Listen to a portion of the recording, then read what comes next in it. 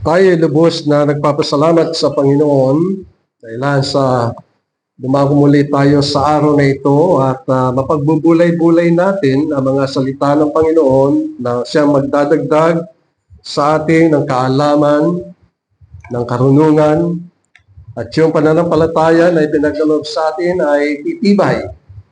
Lalo tayong malalapit sa Panginoon sapagkat ito ang kanyang ninanais. Sa umaga pong ito ay buksan natin ang ating mga banal na kasulatan dito po sa ikalawang Korinto, Kapitulo 6 at nais ko pong basahin ang talatang 1 hanggang talatang 13. 2 Corinthians chapter 6, nagsisimula po sa verse 1. Ganito po ang siyang isinasaad: "Yamang gumagawa kaming kasama niya, nananawagan din kami sa inyo na huwag ninyong tanggapin ang biyaya ng Diyos ng walang kabuluhan.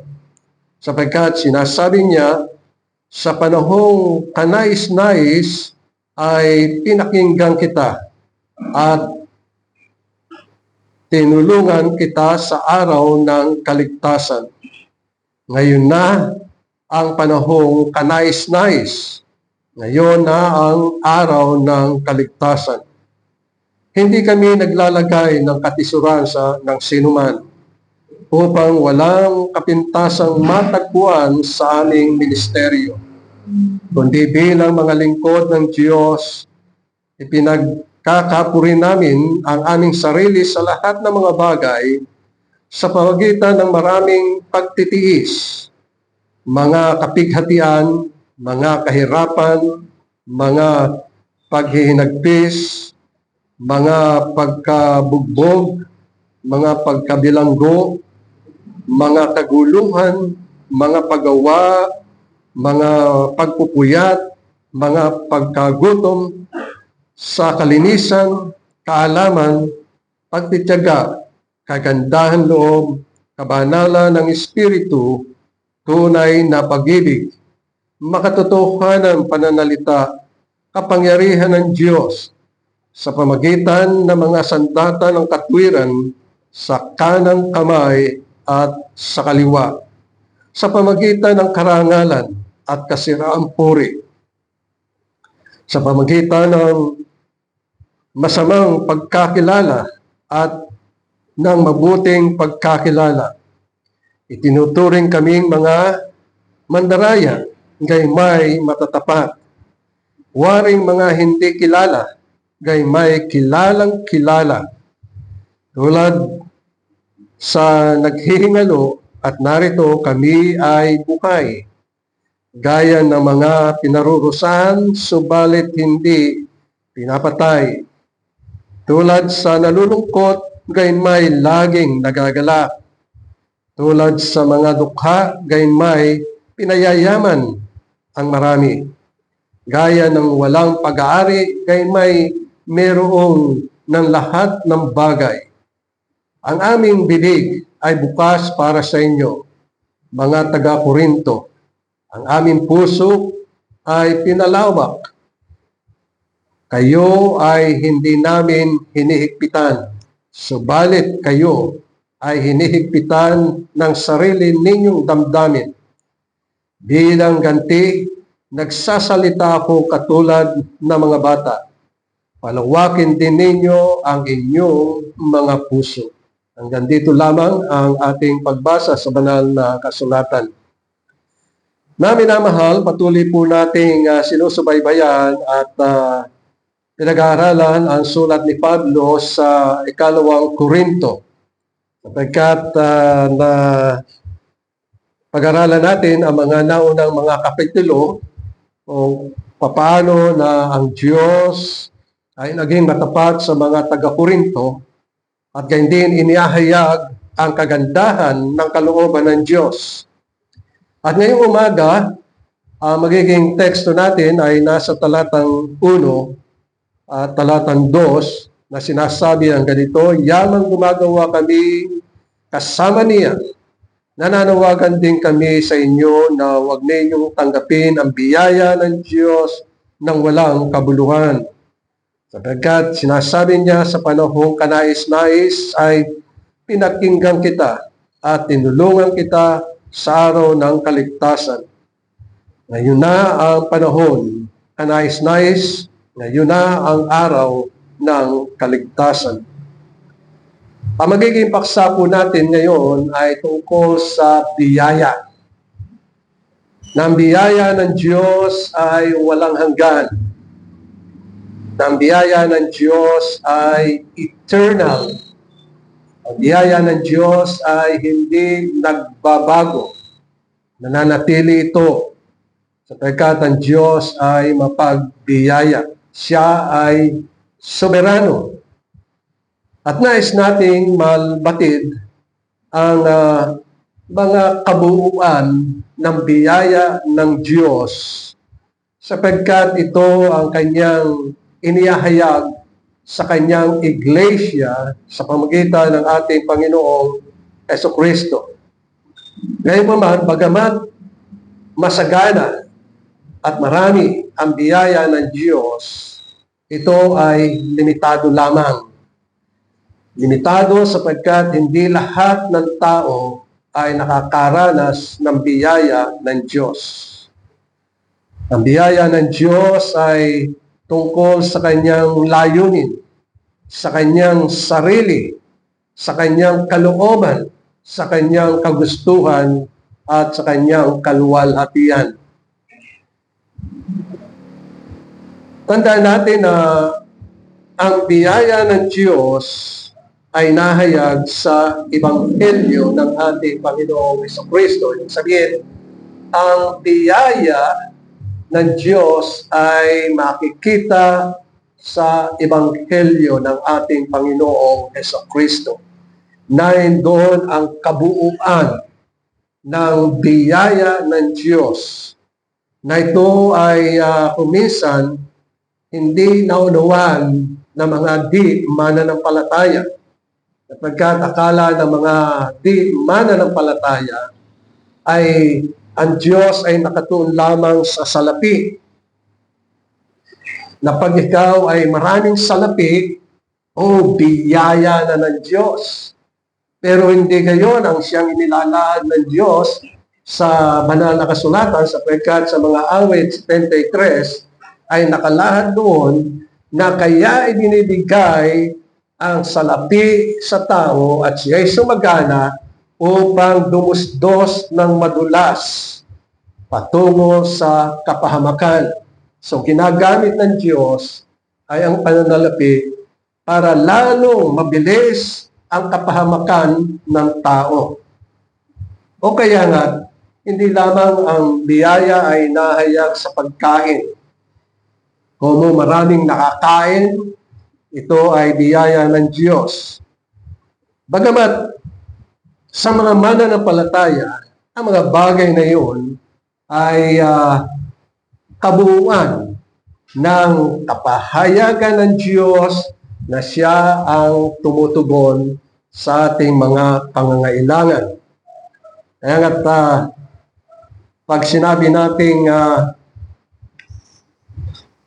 siya'y pinagpala at binigyan ng saganang biyaya ng Diyos, ibig sabihin ay mula sa kanyang pagkakasala sa Diyos ay ipinatawad sa kanya ang lahat ng kanyang mga kasalanan at ang kanyang puso ay nilinis sa pamamagitan ng dugo ng ating Panginoong Jesucristo.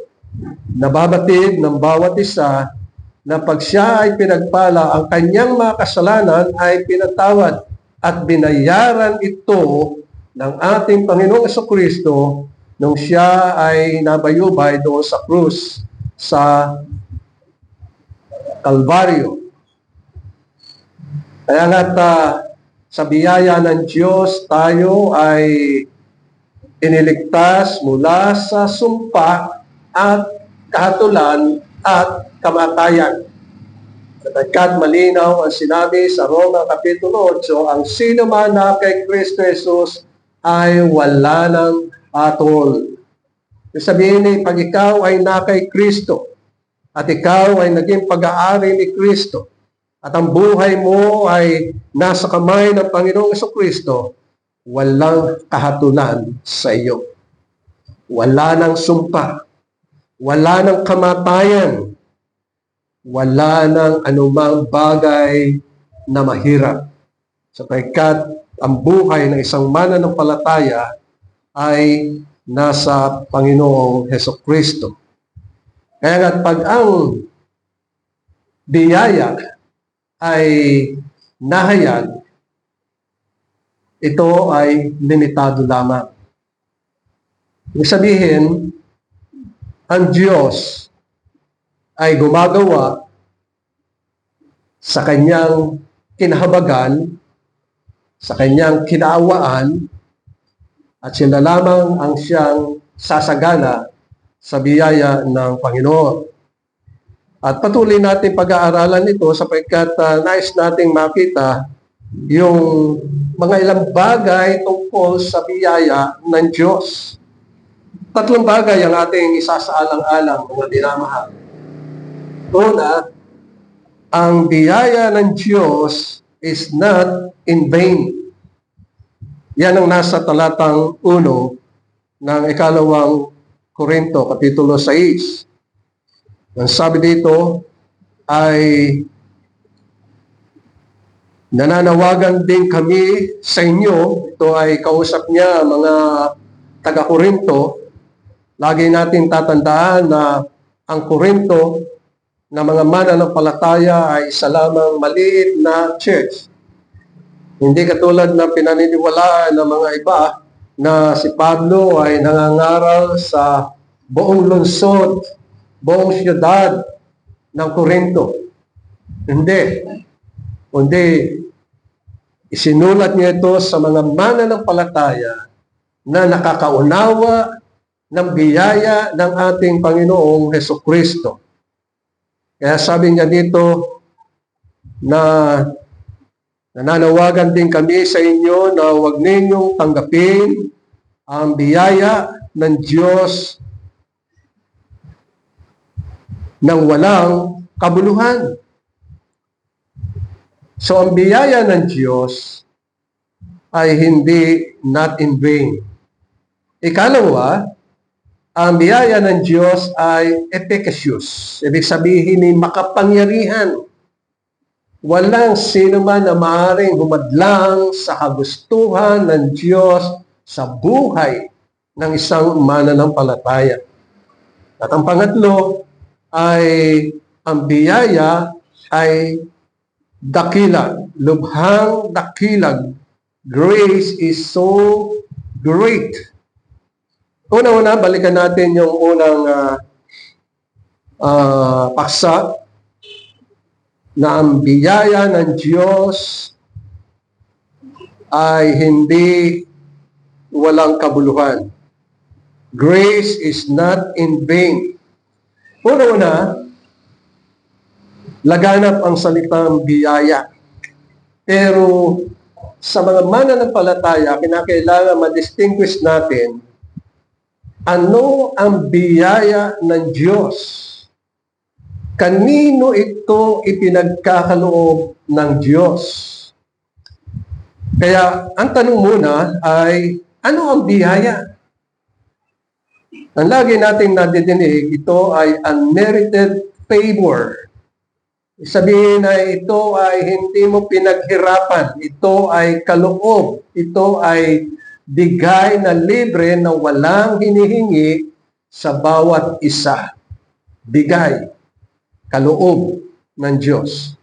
So ang ebanghelyo ay biyaya ng Diyos. Sapagkat dito ay tinutukoy na ang ebanghelyo ng ating Panginoong Jesucristo ay nalahad sa banal na kasulatan at ito ay mula sa Genesis hanggang sa Revelation. So ang biyaya ng Diyos ay walang hanggan. It's infinite, eternal, everlasting.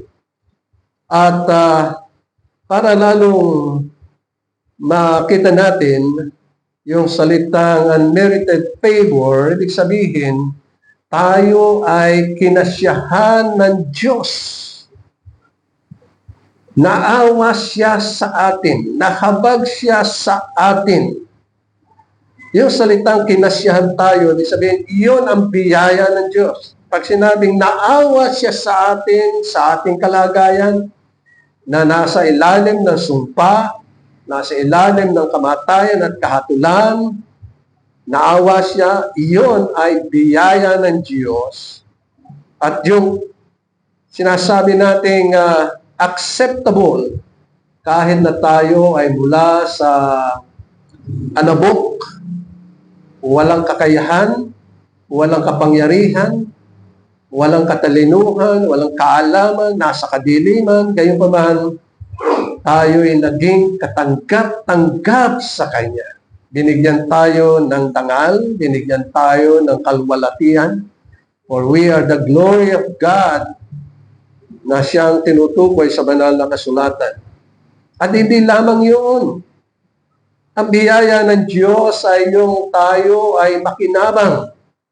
The benefits na ipinagkakaloob sa kanyang mga anak.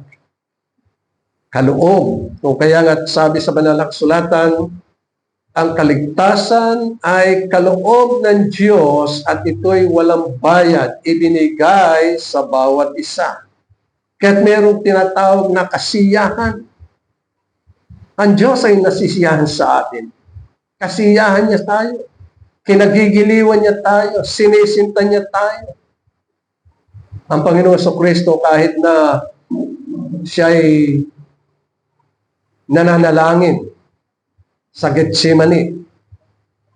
3 beses siyang nanalangin. 3 beses niya nakita yung mga alagad na natutulog. Gayon pa man. Yung kasiyahan niya, pag-ibig niya sa mga mananampalataya ay labis. Sapagkat handang ibigay niya ang kanyang sarili doon sa krus sa Kalbaryo. Kahit na ang kanyang mga katawan ay masugatan. Dumanas ng hirap kahit na ang bawat patak ng dugo ay mawala sa kanya pagbibigay ng pag-ibig, kasiyahan. At ang nais niya ay yung reconciliation. Tayo ay magbalik loob sa Diyos. Ang tao, walang kapangyarihan na magbalik loob sa Diyos. He has no power to reconcile himself to God. Sapagkat sabi sa banal na kasulatan, walang taong matuwid. Walang matino na tao. Hindi ang Diyos ang siyang gumawa ng paraan paano tayo magbalik loob sa Kanya. At yun ay sa pamagitan ng ating Panginoong Jesucristo. At yun ay bumubuo sa biyaya ng Diyos. Ang kaligtasan. At gayon din yung patuloy na probisyon na ibinibigay sa atin ng Panginoon. Alam ng Diyos na tayo nasa ilalim ng sumpa o kaya nga ang ating katawan ay masakitin. O kaya nga ang ating katawan ay laging mahina, laging pagod dahil sa trabaho.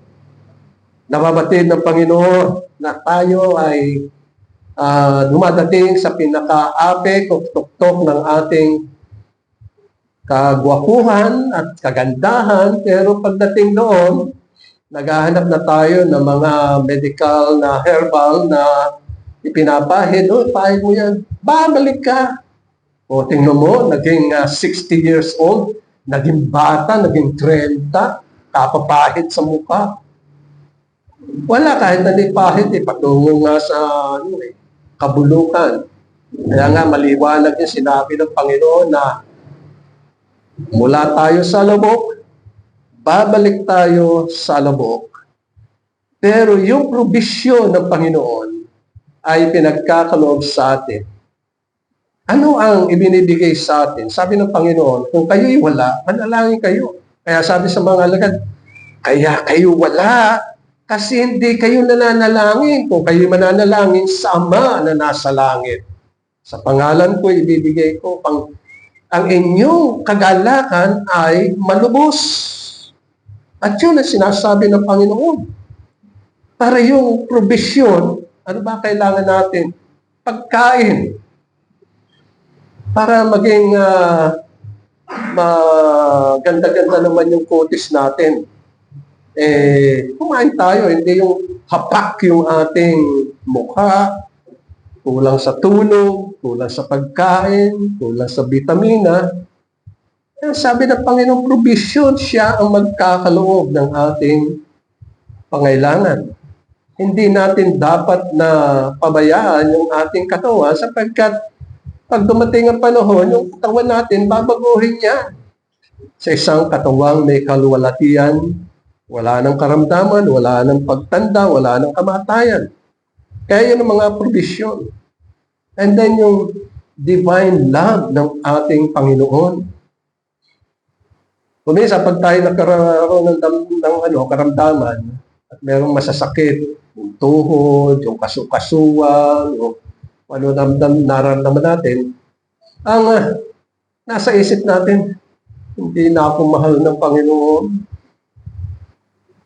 Kung isang gano'n ang nangyayari. Pero kung ating titingnan, ang pagmamahal ng Panginoon ay hindi napuputol, hindi kumukupas, nananatili. Kaya nagkaganon tayo dahil sa tayo ay makasalanan. So itong katawang ito, kinakailangang mamatay para baguhin ng Panginoon. Kaya huwag na tayong malulungkot kung mamamatay tayo. Kasi meron namang tahanan sa langit. Inihanda na ng Panginoon. Sabi ng Panginoon, sa bahay ng aking Ama ay maraming tahanan. Kaya huwag magulimihanan ng inyong puso. Huwag malighalig. Huwag mapalag-isip, lagi nag-iisip ng mga bagay. Sabi na, sa bahay ng aking Ama, maraming tahanan. Ako'y aalis para may paghanda ko kayo ng mga lugar doon. Pangako yun ng Panginoon. Pag nangako ang Panginoon, gagawin niya para sa atin. Sapagkat siya ay nangungusap sa atin. Hindi naman siya nangungusap sa ibang tao, kundi sa atin. Kung kaya nga kailangan natin dalangin na buksan ng Panginoon yung ating puso at madaman natin yung kanyang sinasabi. At yun ang ating panghuwakan. Sa bahay ng aking Ama ay maraming tahanan. Yan ang pag-ibig ng Diyos sa atin. Pag-ibig na walang hanggan, talisay. At isa pang bagay na makikita natin sa Efeso ay tayo ay kinukop ng Diyos bilang mga anak sa pamagitan ng Panginoong Jesucristo. Tayo ay kinukop. Mga anak tayo ng Diyos. Dati, mga anak tayo ng Diablo. Ang ginagawa natin, lahat ng mga kasamaan, nagawa. Pero tayo ay kinukop ng Diyos bilang mga anak. So ang ating mga ugali ay kinakailangang ugali na may kabanalan, katwiran, at pagsunod sa Panginoon. Ay sa pambagay na ginawa sa atin ng Panginoon, tayo ay kanyang ipinanganak. Una, ang kapanganakan natin ay sa laman. Pinanganak tayo ng ating mga magulang. Pero sa biyaya ng Diyos, tayo ay kanyang ipinanganak. God gave birth to us. Yan tayo. Pinanganak tayo sa Espiritu. At nililiwanag ng Panginoon, ang sino mang ipinanganak sa Espiritu ay Espiritu. Kaya pag ipinanganak sa Espiritu, wala nang kamatayan. O minsan naisip ko, mga anghel ay pinanganak sa Espiritu. yung mga elect angels. Kasi yung mga masasamang angels, wala na sa langit eh. Pinagtabo yan na sila ng Panginoon noon. Mula sa langit, nihulog sila dito sa lupa. Milyon-milyon yun, angaw-angaw. Pero ang mga mananampalataya, pinanganak sa Espiritu. So ang mga anghel, ang problema lang, sabi sa Hebreo, ang anghel walang katawan. They are spirits. Pero mga mananampalataya, they are spirits, pero merong katawan. Bakit? Sapagkat ipinanganak sila.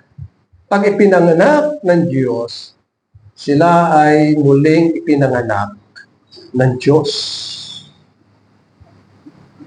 Kapanganakan. Yan ang tinutukoy sa banal na kasulatan na regeneration or kapanganakan, born again. Yun. Maraming iglesia hindi naintindihan ang ibig sabihin ng born again. Natsasaad sila, born again ako. Hindi naman nila alam kung bakit sila born again. Sa banal na kasulatan, maliwanag na ang Diyos ang siyang nagbigay buhay sa atin.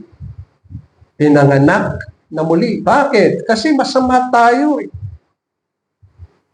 Pinanganak tayo sa laman. At yung mga pinanganak sa laman, hanggat hindi sila pinanganak sa Espiritu, walang mangyayari sa kanilang buhay, kundi patungo sila sa impyerno. Pero ang Panginoon, nangungusap sa mga mananampalataya, kayo ipinanganak na muli ng Diyos. Pinanganak. Di ba, pag ipinanganak sa laman, mula sa laman, ang Diyos mula sa Espiritu pinanganak tayo. At pinagkalooban ng katawan. Yan ang nasa Hebreo, Kapitulo 2. Kapitulo 2 ng Hebreo, talatang 3.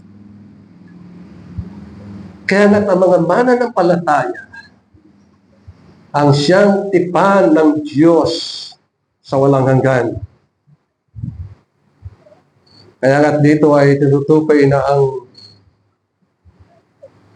nakasaad sa Efeso Kapitulo 2, talatang 10, tayo ang pinakamahusay na gawa ng Diyos. Bakit pinakamahusay? Sapagkat yung ating puso, dati ay pusong bato, pero pinalitan at ginawang pusong laman. Pinagkalooban tayo ng bagong espiritu. At ang banal na espiritu ay nananahan sa ating puso. Binigay yun eh. Una, ang ibinigay sa atin, ang Panginoon sa Kristo. Binigay yun sa atin upang tayo ay tubusin. At ang ikalawa, ibinigay sa atin ang banal na Espiritu na siyang nananahan sa puso ng mga mananampalataya sapagkat napakalinaw yung sinabi ng Panginoon o kahit ni Pablo sa Roma Kapitulo 8, ang sino mang walang Espiritu ni Kristo ay hindi Kanya. So ang mga mananampalataya ay may Espiritu ni Kristo sapagkat ibinigay sa kanila ang Espiritu ni Kristo, ang banal na Espiritu. Sila ang nananahan. O kaya nga sa susunod ay maaari nating talakayin ang mga bagay na yan na tayo ang templo ng Diyos na buhay. Bakit templo? Sapagkat nananahan ng banal na Espiritu. Pag nananahan ng banal na Espiritu sa atin, yung Trinity ay nananahan sa ating puso. Ang Ama, dahil sa kanyang pagmamahal, ang Anak, dahil sa kanyang ginawa sa atin na tayo'y pinatawad sa ating mga kasalanan, namatay ang Panginoon sa Kristo, at ang banal na Espiritu ay sumasa atin. So yung Trinity ay sumasa atin. Hindi ibig sabihin na pag yung banal na Espiritu ay nananahan sa atin, ay ibig sabihin hindi kasama ang Ama at ang Anak. Hindi po. Sapagkat magkasama po ang tatlo. Kasi sabi sa Genesis chapter 1, in the beginning, God. Yung salitang God, ibig sabihin ay Elohim. Ibig sabihin plural. Tapos sinundan ng bara, ibig sabihin God created. Yung bara, ibig sabihin created pero singular. Ang verb, pero yung noun na sinasabi ay Trinity. Elohim. Yung tatlong yun ay nananahas sa atin upang tayo'y patnubayan, gabayan sa pamagitan ng kanyang biyaya. At dito ay kahit na hindi tayo kalugod-lugod sa harapan ng Panginoon sa pamagitan ng biyaya, ay tayo'y binago. Ang sino man na kay Kristo Jesus ay bagong nilalang. Binago. Hindi nakikita yan sa mukha. Hindi nakikita yan sa ating katawan, ang pagbabago. Nakikita yan sa bunga. Ayon sa Galatia, doon nakikita ang bunga sa mga mananampalataya. Pero kung makikita nyo ang isang tao na masungit, madaldal, laging marites, o ano mga tingnan ninyo, baka wala din ang banal na espiritu sapagkat yung binasa natin sa Psalms 15 ay ang sabi doon ay tingnan ko nga ng maganda. Ang sabi sa verse 3, siya ay hindi naninirang puri ng kanyang dila. Hindi ni sa kanyang kaibigan ay gumagawa ng masama. Ni nalipustaman ang kanyang kapwa na sa mga mata niya ay nahamak ang isang napakasama. So ito tinutukoy sa mga awit kapitulo 15. So ano ang nasa puso ng mga mananampalataya na siyang binago? Pag-ibig, kagalakan, pagtitiis, pananampalataya na sa Galatia kapitulo 5 talatang 22. Ang isa pang bagay na kinakailangan nating matutunan mga minamahal ay yung katuruan ng Canon of Dort. Sapagkat sa Canon of Dort ay merong 5 katuruan. Ang tawag natin doon ay tulip. Ano ibig sabihin ng tulip? Yung acronym na yun. Una, yung letter T, ibig sabihin ay total depravity. Ibig sabihin ay lubusang masama. Walang mabuti sa kanya. Kaya lahat ng tao na ipanganak mula sa tiyan ng kanyang ina, walang kabutihan niya. Masama. Yan ang sinasabing total depravity. And then yung sumusunod ay you. Kasi ang tulip ay hango sa bulaklak. Ayon sa itinuturo sa atin. At ang you ay unconditional election. Ibig sabihin walang hinihingi ang Diyos sa kanyang paghirang sa atin, sa kanyang pagmamahal sa atin. At yung letter M, ibig sabihin ay limited atonement.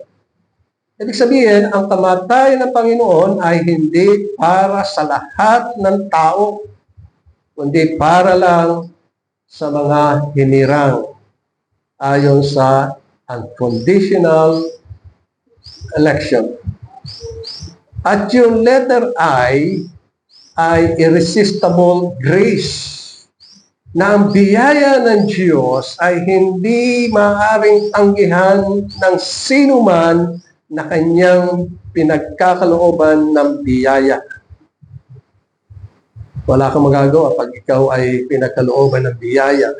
Ililigtas at ililigtas ka ng Panginoon. at tuturuan ka at susunod ka. Sa aming family devotion, pinag-aaralan namin ay yung Book of Jeremiah. At doon ay nalalahad sa Kapitulo 1 na dumating yung salita ng Panginoon kay Jeremiah. At sabi sa Jeremiah, sabi ng Panginoon kay Jeremiah, ay hindi ka pa ipinapanganak, kilala na kita.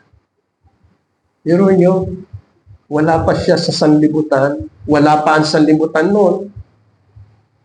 Sabi ng Panginoon, wala pa sa sanlibutan, kilala na kita. Na ibig sabihin, ang bawat mananampalataya sa paghirang ng Diyos, kilala na tayo. Wala pa ang sanlibutan. Kilala na tayo ng Diyos. Kahit ang biyaya niya, hindi pwedeng tanggihan sapagkat dito ay inihayag ng banal na kasulatan yung kanyang damdamin, pagpili sa bawat isa sa atin.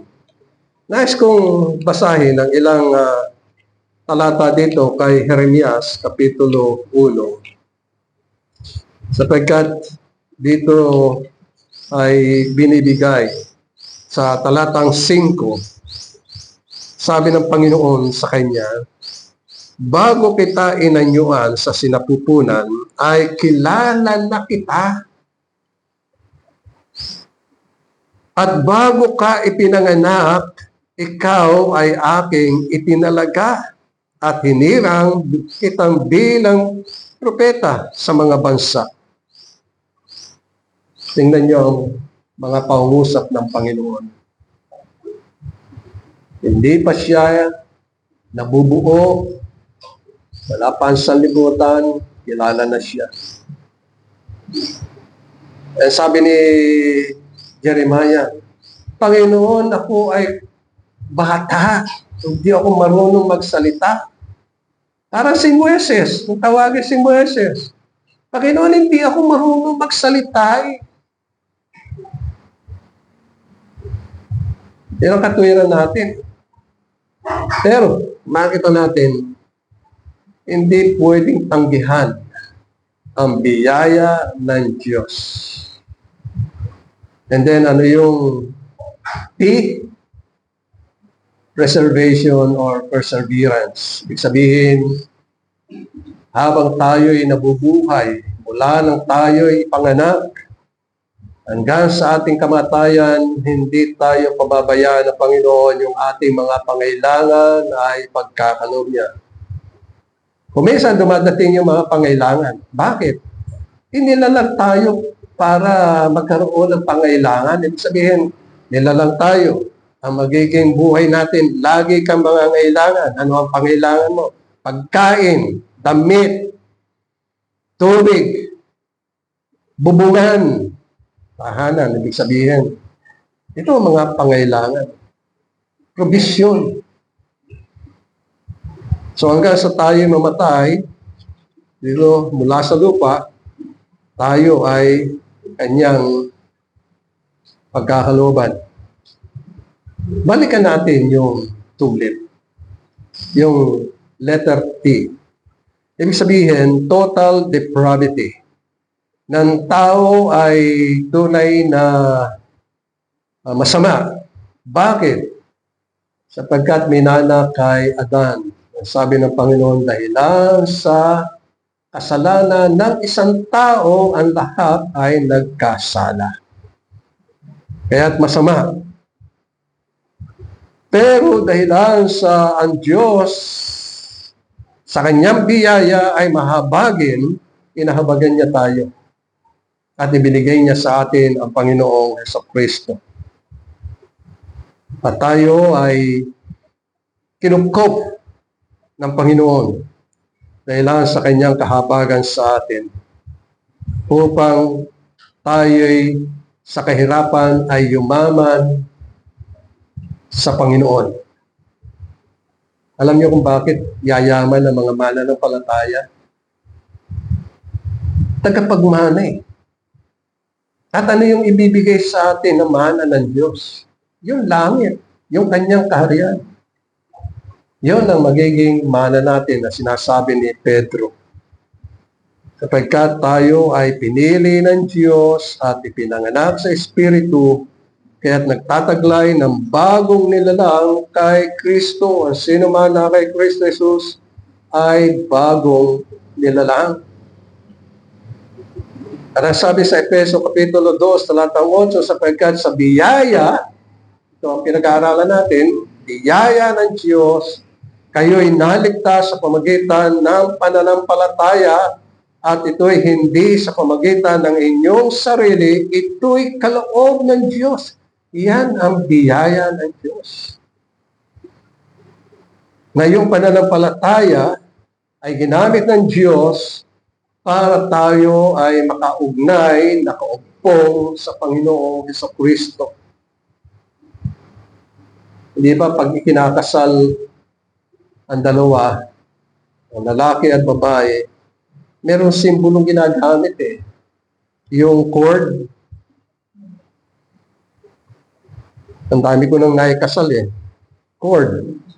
Pinagbubuklod. Ibig sabihin, dati dalawa sila, ngayon ay iisa na. Pinagbubuklod. At tayo ay binubuklod ng Panginoon. At ito ang siyang sinasaad sa pamagitan ng biyaya ng Diyos. Kaya nga ang turing ng Panginoon sa atin ay anak Anak. Hindi tayo estranghero sa Panginoon. Sabi ni Pedro, we are no longer strangers and foreigners sa Panginoon. So yan ang ibig sabihin ng total depravity, and yet sa biyaya ng Diyos, tayo ay kanyang pinili. Yon ang unconditional election. Para lalo natin maunawaan, ano ba ibig sabihin ng unconditional election? Ibig sabihin, sa panukala ng Diyos, lahat ng tao ayon sa bilang ay ipapanganak mula kay Adan hanggang sa huling-huling tao na ipapanganak. At nagkasala si Adan. At lahat ay nagkasala. At ang kahatulan ay kamatayan. At sila ay nasa ilalim ng sumpa. So itong isang lahi na ito ni Adan, ang Diyos ay pumili. Kumuha siya. Pinili niya tayo mula sa mga masasama at ibinukod. Iyon ang eleksyon. Ibinukod tayo ng Panginoon ayon sa saganang biyaya ng Diyos. Kaya tayo binukod sapagkat tayo ang kanyang minamahal. Eto minamahal ko. So, maaari sabihin natin na ito pinipili ko, kilala ko siya, mahal ko siya. Pili siya ng pili. Hanggang sa mabuo ang symbolic na number na 144,000. Yan ay symbolic hindi sabihin yung literal na maliligtas, 144,000, mali yun. Kundi, it's a symbolic name, it's a composition ng 12. At ibig sabihin ay ganap na bilang sa harapan ng Panginoon. So, pinili tayo. Yun. At ang pagpili ng Panginoon sa atin ay ayon sa kanyang kalooban. Pag binasa natin ang Efeso Kapitulo 1, makikita natin ang pagpili ng Diyos ay ayon sa kanyang kalooban, ayon sa kanyang kagustuhan, ayon sa kanyang karangalan, ayon sa kanyang kapasyahan, ayon sa kanyang kagustuhan. Yun ang kanyang pagpili. Kaya walang makakasaway sa Panginoon at walang sinumang makapangyarihan ang siyang maaaring sumaway sa Panginoon sa pagpili niya sapagkat siya makapangyarihan na pumili sa mga mananampalataya. At ang layunin ay tubusin. Ito ang tinatawag na limited atonement. Na ang kamatayan ng Panginoon ay para lang sa ilan, sa mga mananampalataya, hindi sa lahat ng tao. Yun yung mga pinili eh. Ibinukod, binigyan ng mga pangalan. Ito mga pangalan nyo. Itinala ng Panginoon sa aklat ng buhay. At magkatapos binigay sa Panginoong Hesukristo. Kaya sabi ng Panginoon, yung mga ibinigay mo sa akin ay sa iyo. Sabi sa John chapter 17, basahin nyo, napakalinaw. Hindi ko sila pababayaan, hindi ko sila iwawala. Sila'y akin. At yung pagmamahal ng Panginoon sa mga mananampalataya, akin sila. Ibinigay ko ang aking sarili para sa kanila. Ang aking dugo ay nabuhos upang malinis sila sa kanilang mga kasalanan. Yun ang limited atonement na tinutukoy sa banal na kasulatan. At yung pang-apat ay yung irresistible grace na hindi kayang tanggihan ang biyaya ng Diyos. Sapagkat ang biyaya ng Diyos ay inilaan lamang niya sa mga mananampalataya na yung binanggit natin kanina ay kabuuan lamang ng ilan na biyaya ng Diyos na ipinahahayag niya sa mga mananampalataya. Kaya ang pagpili ng Panginoon ay hindi maaaring tanggihan. Nakita natin sa lumang tipan, ilan na yung mga pinili ng Diyos. Halimbawa, si Jeremiah. Panginoon, ako'y bata pe. Hindi ako marunong magsalita. Si Moses, Panginoon, hindi ako marunong magsalita. Kasi sinusugo siya, bumalik siya sa Ehipto.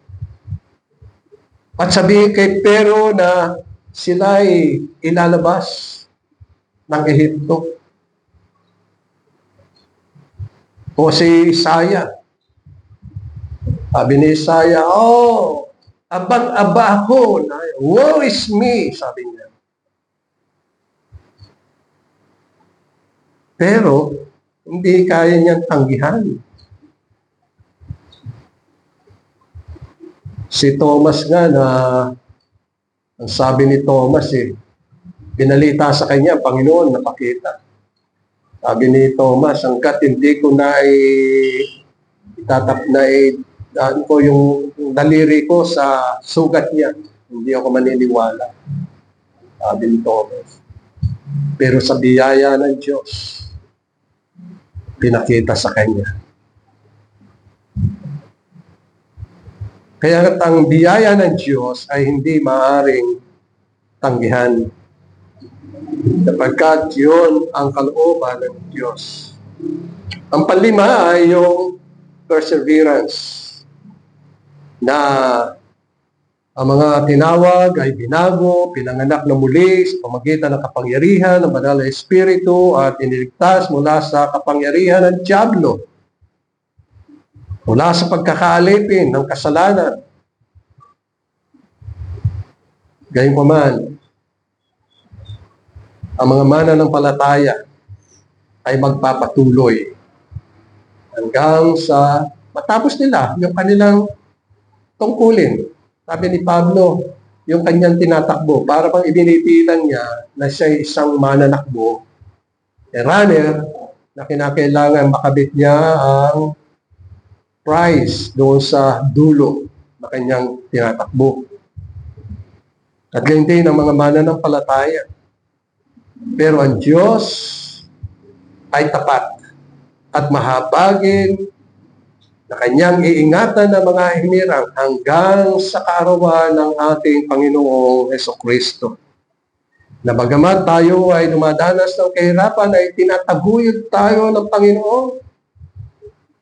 Alam ba ninyo kung minsan wala tayong maisaing? Pupunta tayo doon sa lalagyan natin ng bigas. Tatawagin natin, Nay! Tay! Wala ng bigas!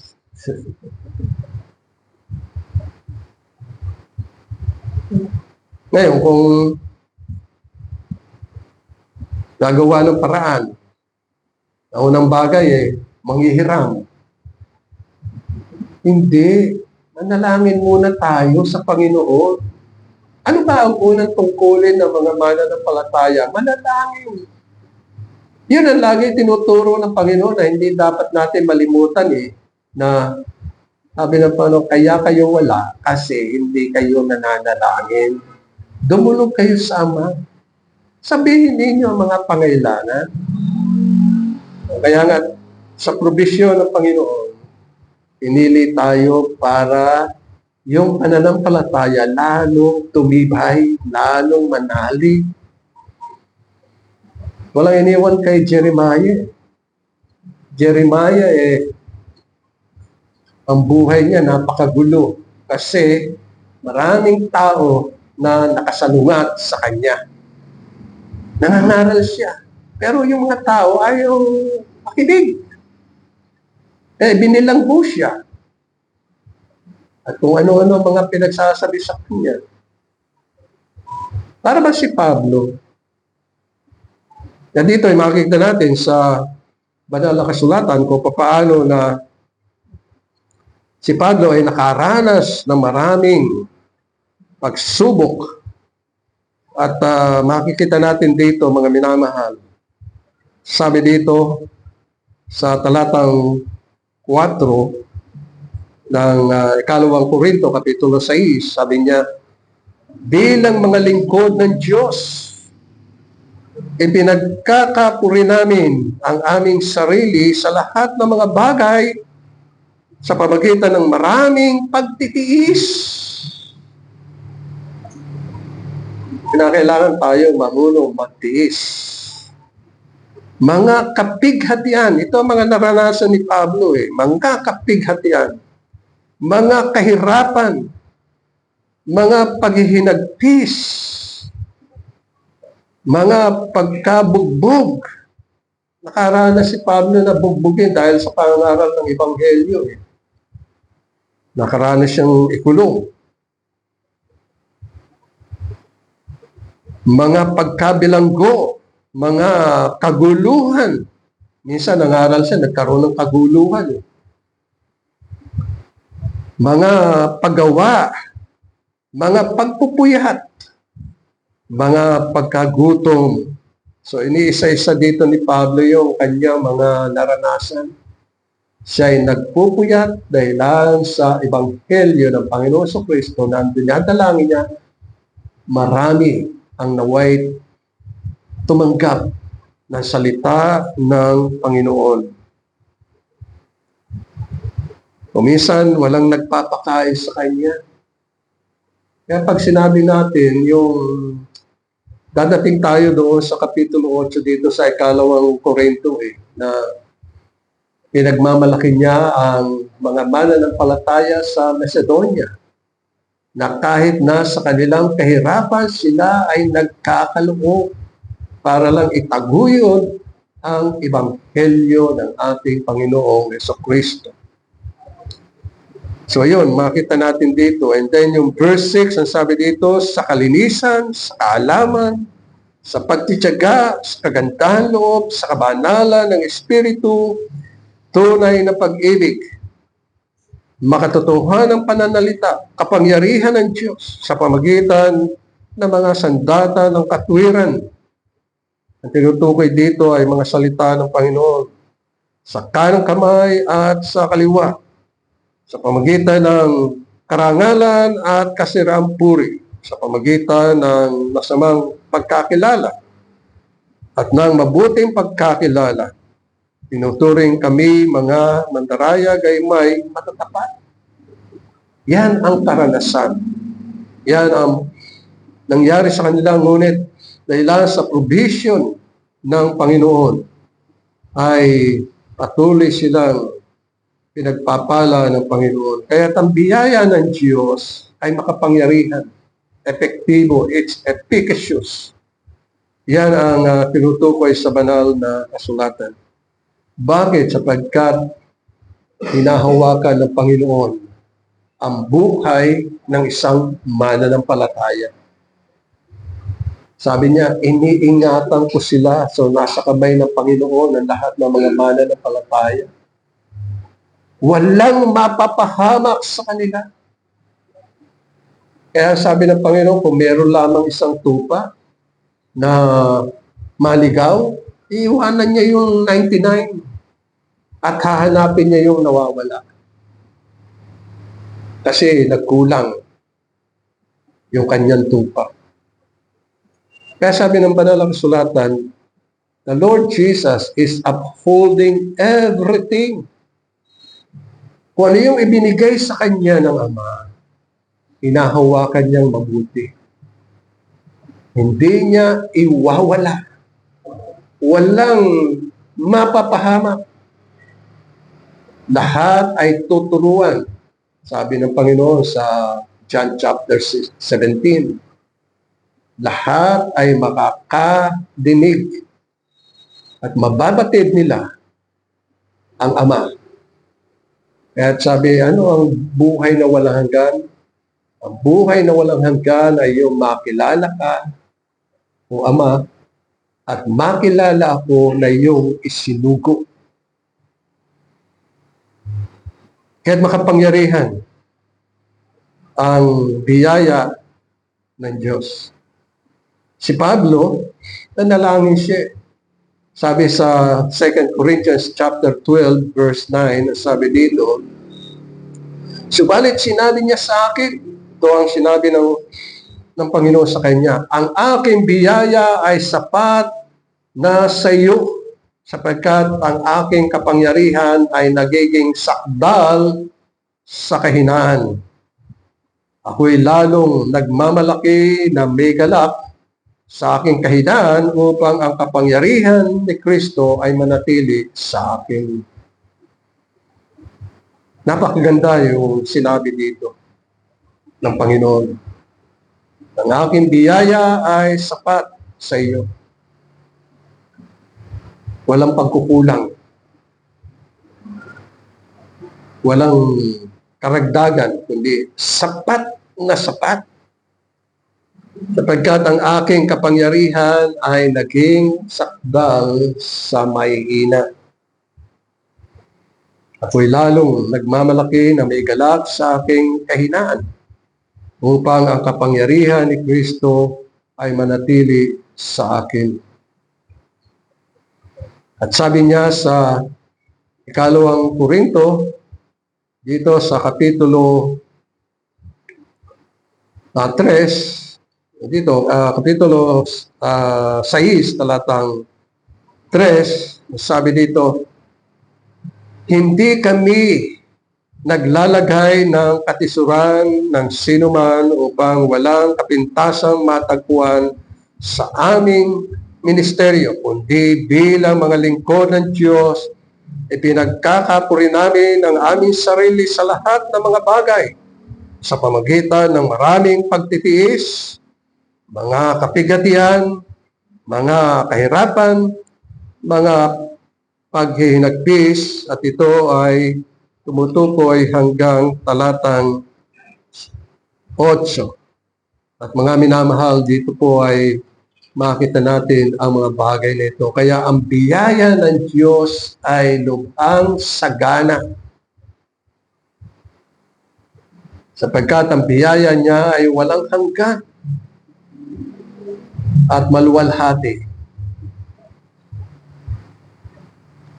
Ang mga bagay ay binago ng Panginoon. Sabi sa Isaiah, kapitulo 42, talatang 9, narito, ang mga dating bagay ay lumipas na, at ang mga bagong bagay ay pinahayag ko.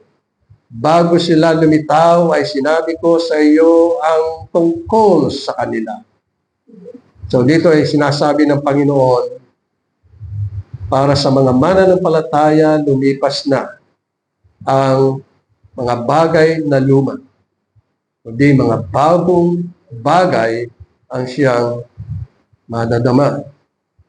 At nais kong basahin din yung nasa talatang 16 dito sa Isaiah 42, at aking aakayin ang bulag sa daan na hindi nila nalalaman. Sa mga landas na hindi nila nalalaman, sila ay aking papatnubayan. Aking gagawing liwanag ang kadiliman at ang sa kanilang harapan. At ang mga baku-bakong lugar ay papatagin. At ang mga bagay na ito ay aking gagawin sa kanila, sa mga mananampalataya, at hindi ko sila pababayaan. And then sa 48 ng Isaiah, talatang 5, aking ipinahayag sa iyo mula ng una, bago nangyari ay pinalam ko sa iyo. Baka yung sabihin, mga Diyos-Diyosan ko ang gumawa ng mga ito. Ang aking larawang inanyuan at ang aking larawang hiniruma ang nag-utos sa kanila. At ang sabi sa talatang 6, inyong narinig. Ngayon tingnan mo lahat ito at hindi mo ipapahayag mula sa panahon na yung mapaparinig ako sa iyo ang mga bagong bagay, mga kubling bagay na hindi mo pa nalalaman. O mga minamahal, tunay na ang biyaya ng Diyos ay dakila. At ito ay kinakailangan namnamin natin, pag-aralan natin. Naway sa tulong ng Banal na Espiritu ay maitatak ito sa ating puso at mapagbulay-bulay natin araw at gabi, sapagkat ang biyaya ng Diyos ay lubhang dakila at makapangyarihan sa bawat isa sa atin. Amen. Maraming salamat po, o aming Diyos, na dito ay pinagkalooban mo kami ng pagkakataon na pag-aralan at bigyan ng halaga ang mga bagay na iyong ginawa dahil sa iyong saganang biyaya sa amin. Nawa, Panginoon, patuloy mo kaming turuan at gabayan sa matamis na pangalan ni Jesus. Amen.